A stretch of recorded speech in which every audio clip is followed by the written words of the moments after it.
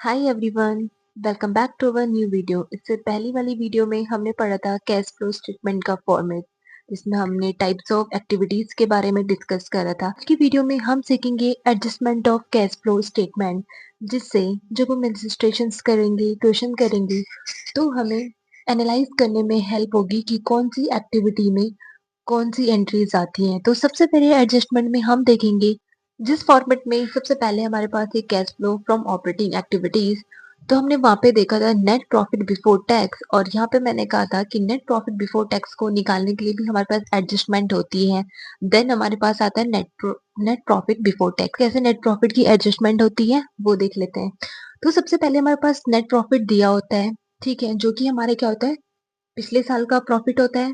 पिछले तो सबसे पहले हमारे पास नेट प्रॉफिट दिए होते हैं प्रीवियस ईयर का, और पिछले 2 साल के डेटे का भी। तो हम क्या करते हैं, जो करंट ईयर से जो हमारा प्रीवियस ईयर का डेटा होता है नेट प्रॉफिट, उसे हम लेस करते हैं, और जो अमाउंट हमारे पास आती है उसे हम क्या बोलते हैं, net profit. Then net profit में क्या चीज हम ऐड करते हैं, तो जो मोस्ट पॉपुलर जो हमारी ट्रिक है वो है टिप। क्या है? टिप। Tip, TIPP, TIPP। इस टिप को हमेशा याद रखना है, और इसी के साथ हम पूरी एडजस्टमेंट कर लेते हैं नेट प्रॉफिट भी।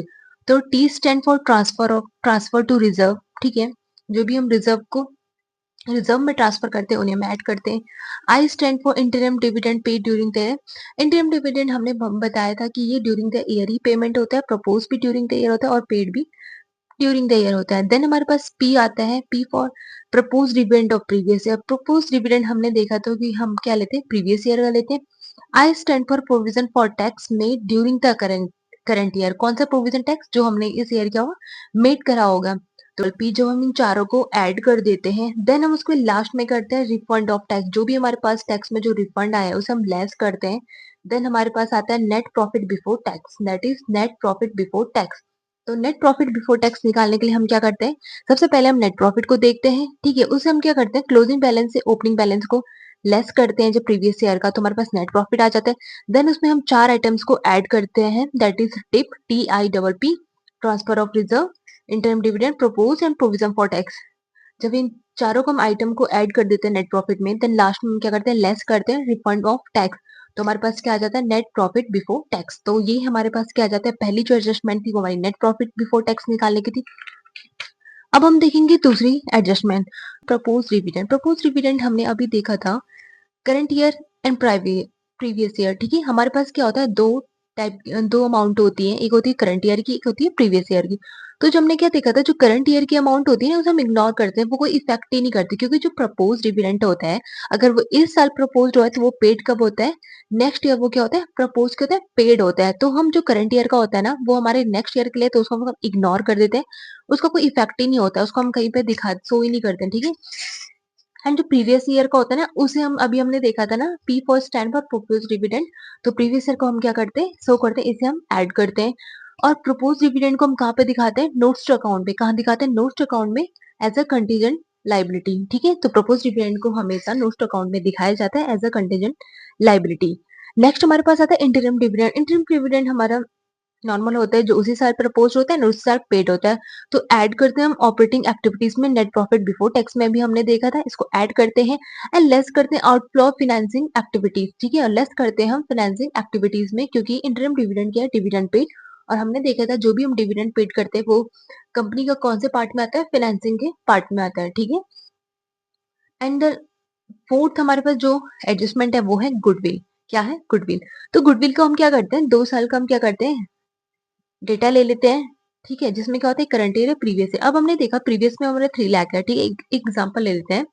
प्रीवियस ईयर में हमारे पास 3 लाख का अमाउंट था, और नेक्स्ट ईयर हमारे पास मतलब जो करंट ईयर है उसमें कितना होगा, 4 लाख। तो हमारे पास कितना डिफरेंस है, जो हमारे पास 1 लाख का जो डिफरेंस है ना वो किस वजह से हुआ, तो 1 लाख हमारे पास गुडविल बढ़ी है, तो किससे बढ़ा हुआ, हमने परचेज करी।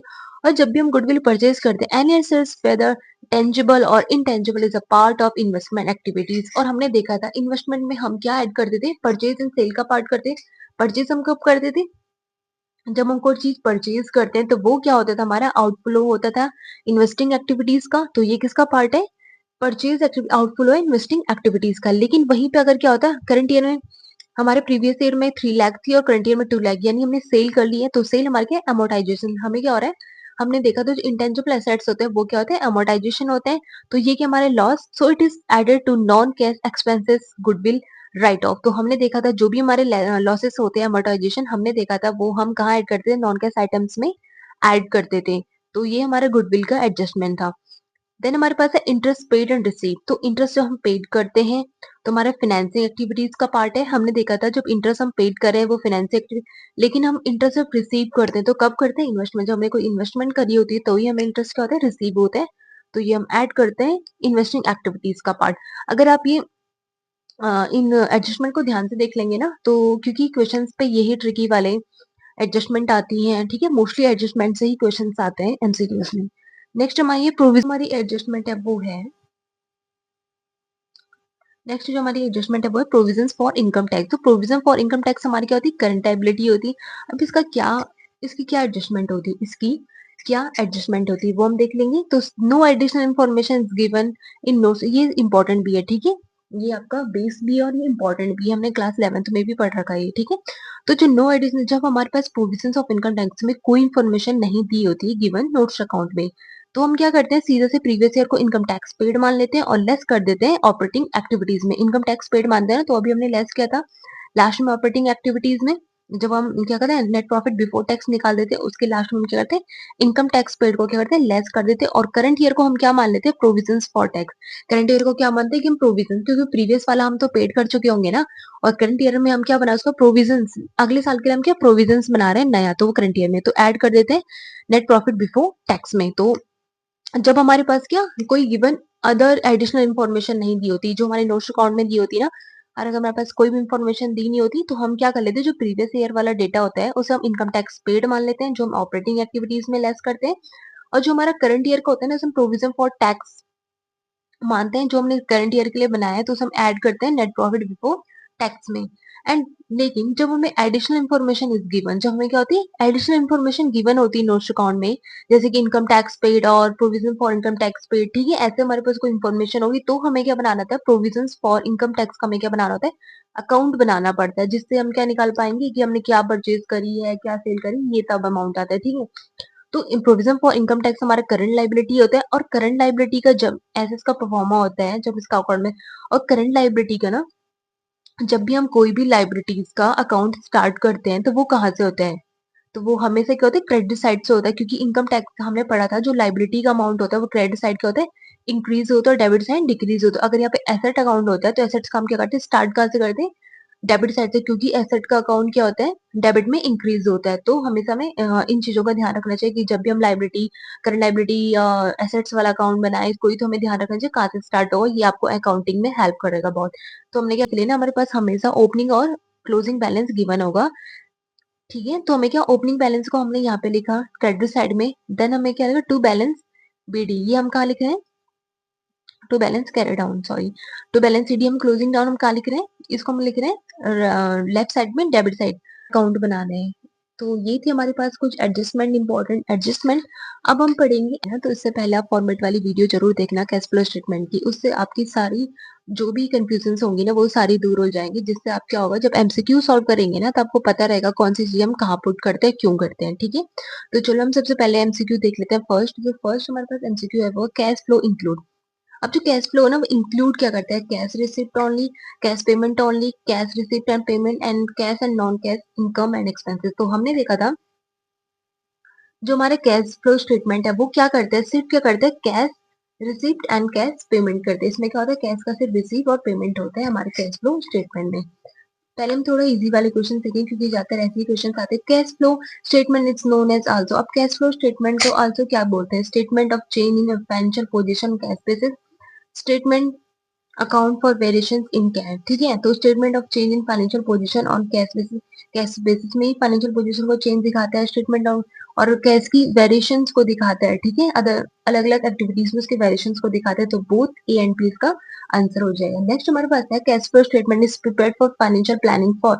अब जो फाइनेंशियल प्लानिंग होती है वो कैश फ्लो स्टेटमेंट किस टाइप की बनाई जाती है, लॉन्ग रेंज के लिए, मीडियम रेंज के लिए, शॉर्ट रेंज के लिए, वेरी लॉन्ग रेंज। तो हमने पढ़ा था कैश बेसिस हमारे को होता है शॉर्ट रेंज के लिए, क्योंकि ये कैश वाली चीजों को और कैश एंड कैश इक्विवेलेंट वाली चीजों को लेते हैं। तो देन हमारे पास which of the following not source of cash, मतलब नॉट सोर्स जो हमारे पे रिसीव होने का किस चीज़ से मैं पैसा रिसीव नहीं issue of share, sale of assets, purchase of machinery, dividend receive. अब इश्यू ऑफ शेयर कर रहे हैं तो कैसा आ रहा है, सेल ऑफ एसेट्स कर रहे हैं तो पैसा आ रहा है, डिविडेंड रिसीव कर रहे हैं तो पैसा, लेकिन परचेज ऑफ मशीनरी कर रहे हैं तो पैसा जा रहा है, तो ये सोर्स नहीं है, ठीक है। विच of the following is not application of cash. Application का मतलब होता है कि पैसा हमसे कहाँ से जा रहा है, ठीक है। एप्लीकेशन मतलब हम यूज कर रहे हैं पैसे का, तो कहाँ कर रहे हैं, इंक्रीज इन डेटर्स, हमारे डेटर्स बढ़ रहे हैं तो हमने सेल करी हुई, नहीं बढ़ रहा, इंक्रीज इन इन्वेंट्री, इन्वेंट्री बढ़ रही है, परचेज इन प्रीपेड एक्सपेंसेस हो गई, हमारे assets बढ़ रहे हैं, लेकिन इंक्रीज इन बिल्स पेबल, अब हमारे क्रेडिटर्स बढ़ रहे हैं, तो ये हमारे लिए क्या है, application is not application of cash, ठीक है। ये कैश का एप्लीकेशन नहीं है। नेक्स्ट हमारे पास है while calculating operating profit which will be added to net profit. Operating profit को लेते हैं तो हम क्या चीजें नेट प्रॉफिट में ऐड करते हैं, premium expenses, return of loss on sale of assets, depreciation and all of the. तो हमने देखा था जब नेट प्रॉफिट को ऐड करते हैं, कौन से नेट प्रॉफिट में हम क्या ऐड करते हैं, प्रीमियम एक्सपेंसेस को भी करते थे, डेप्रिसिएशन को भी करते, loss on sale of assets को भी हम ऐड करते। ये सारी हमारी क्या थी, नॉन कैश वाली आइटम्स थी जिन्हें हम क्या करते थे, ऐड करते थे, ठीक है, करते हैं। नेक्स्ट हमारे example of cash flow from operating activities. अब ऑपरेटिंग एक्टिविटीज का एग्जाम्पल क्या, cash receive from sale of good and service, purchase of inventory for cash, purchase of machinery, both A and B. अब इसका क्या हो जाएगा, example cash from operating activity, cash receive from sale of good and service, हमें receive हुआ cash, क्या जब हमने सेल करा good and service, purchase of inventory for cash, ठीक है, एंड परचेज ऑफ मशीनरी। तो परचेज ऑफ मशीनरी तो हमारा किसका पार्ट था, इन्वेस्टिंग एक्टिविटीज का, लेकिन cash receive from sale of good and services, देखिए goods and service operating activities वाला पार्ट हमारा क्या था, ऑपरेटिंग एक्टिविटीज का था। परचेज ऑफ इन्वेंट्री, इन्वेंट्री हम परचेज करें तो बोथ ए एंड बी हमारा क्या हो जाएगा, ऑपरेटिंग एक्टिविटीज का पार्ट हो जाएगा। नेक्स्ट हमारे पास है example of cash flow from investing activities, ठीक है। तो इन्वेस्टिंग एक्टिविटीज का एग्जांपल देखना, कैश रिसीव फ्रॉम ऑपरेशंस, अब कैश रिसीव हो हमें ऑपरेशन से, कमीशन रिसीव हो हमें, payment of cash for purchase of fix assets and dividend paid, ठीक है। तो इन्वेस्टिंग एक्टिविटीज में अगर डिविडेंड रिसीव होता है तो हमें इन्वेस्टिंग एक्टिविटीज, लेकिन डिविडेंड पेड है तो फाइनेंसिंग का पार्ट है, ठीक है। कैश रिसीव फ्रॉम ऑपरेशन ये भी हमारा ऑपरेटिंग का पार्ट है, कमीशन हमें रिसीव हो रहे हैं, ठीक है, तो ये भी हमारे किसका ऑपरेटिंग का, लेकिन payment of cash from purchase, जब परचेज करते हैं फिक्स एसेट्स को या सेल करते हैं तो ये किसका पार्ट होता है, इन्वेस्टिंग एक्टिविटीज का पार्ट। नेक्स्ट हमारे पास है paid 1 lakh to acquire shares in X Limited and receive a dividend of 40,000 after acquisition the result in। अब ये क्या बोल रहा है कि हमने पेड करा 1 लाख टू अक्वायर शेयर है, ठीक है, शेयर को अक्वायर करने का हमने 1 लाख दिया किसको, एक्स लिमिटेड को, and receive a dividend of 40,000, ठीक है, जब हमने इसको हमने पेड करा, ठीक है, जब 1 लाख के हमने शेयर खरीदे और डिविडेंड हमें रिसीव हो रहा है कितना, 40,000 after acquisition the result in, ठीक है, तो क्या रिजल्ट होगा, ठीक है, cash use in investing activities 1 lakh, ठीक है, तो कैश यूज हो रहा है इन्वेस्टिंग एक्टिविटीज में 1 lakh, cash generated from financing activities 1,40,000, cash use in investing activities 60,000, या cash generated from financing activities 60,000। तो क्या हो रहा है, अब हमने शेयर को परचेज करा, डिविडेंड भी हमें मिल रहा है, ठीक है, तो 1 लाख के हमने शेयर परचेज कर ली और रिसीव हो रहा है डिविडेंड, तो कितना आ गया, 1 लाख माइनस 40,000, 60,000, तो हमें यूज करा है, ठीक है, हमने परचेज करा है, तो कितना, अब जितना हमने हमें से प्लस माइनस करेंगे ना, कितना हमने एक्वायर करने के लिए परचेज का और इतना हमें रिसीव भी तो हो रहा है, तो इन दोनों को लेस करके 60,000 हमारा क्या होगा, कैश यूज में आएगा। नेक्स्ट हमारे पास है how will you classify loans given by Tata finance company, ठीक है। अब loan given Tata finance company है, तो क्या, cash from operating activity, cash flow from investing activity and cash flow from financing activity and no cash flow. तो क्या मैंने बताया था जब भी कोई फाइनेंस वाली कंपनी होगी तो उसके लिए क्या होगा, लोन का फाइनेंस का काम करना है, उसके लिए क्या ऑपरेटिंग एक्टिविटीज होगा, जो जिस चीज का बिजनेस होता है उसके लिए वो क्या था, ऑपरेटिंग पार्ट होता है, ठीक है, तो इसमें क्या आएगा, cash flow from operating activities. Next हमारे पास है state whether cash deposited in bank will be classified under which kind of activities, ठीक है। अब हम कोई भी डिपॉजिट कर रहे हैं बैंक में ना, तो किसी भी एक्टिविटीज का पार्ट नहीं, वो क्या है, नॉन कैश फ्लो, किसका पार्ट है, नॉन कैश फ्लो पर, ठीक है। Mention the net amount of source of और use of cash when a fixed assets having book value 15,000 is sold at a loss of 5,000।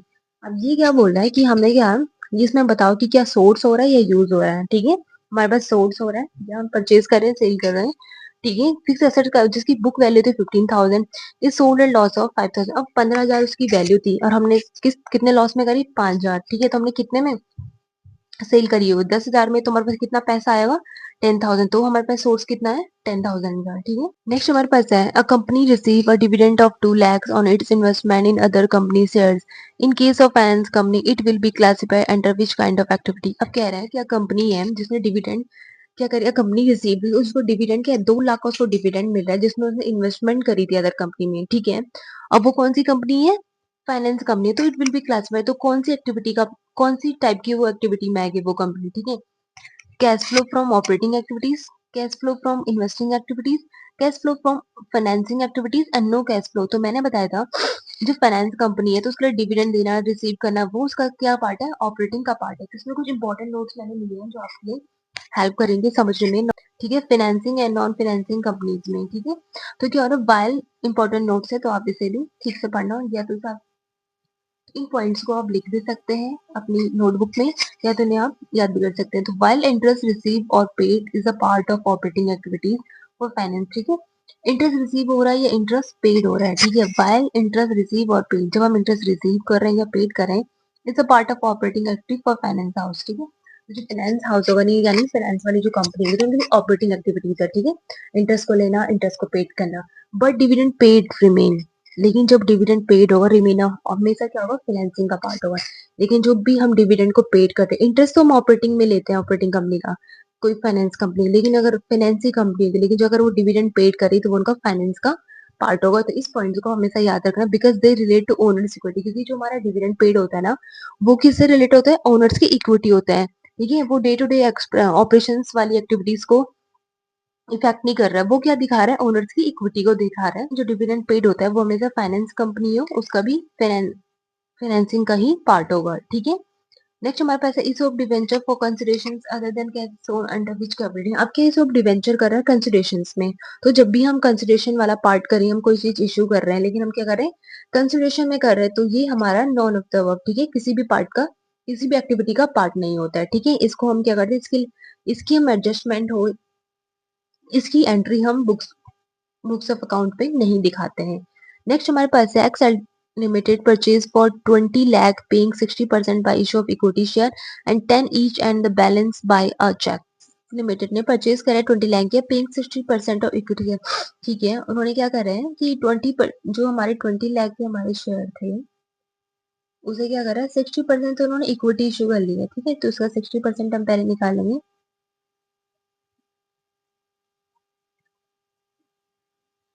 तो 12 लाख के हमने क्या इक्विटी शेयर करे, and rupees 10 each and the balance by a cheque, और बाकी का हमने क्या करा है, चेक में बैलेंस करा है। तो हमारा किसका पार्ट है, ठीक है, तो ये किसका पार्ट है, cash use in investing activities. तो हमारे 8 लाख जो है वो हमने क्या दिए होंगे, कितना बैलेंस हमारा, ठीक है, 20 में अगर हम 12 लाख अगर हम माइनस करेंगे तो हमारा कितना आएगा 8 लाख।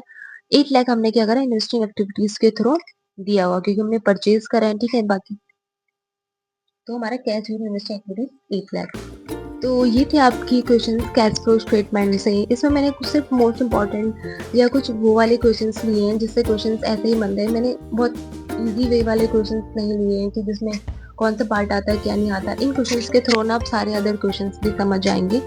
तो अगर आपको किसी भी क्वेश्चंस में यहाँ पर डाउट है या आपको समझ नहीं आया तो आप प्लीज़ मुझे कमेंट बॉक्स में बताना, and please like and subscribe to my channel. Thank you for watching.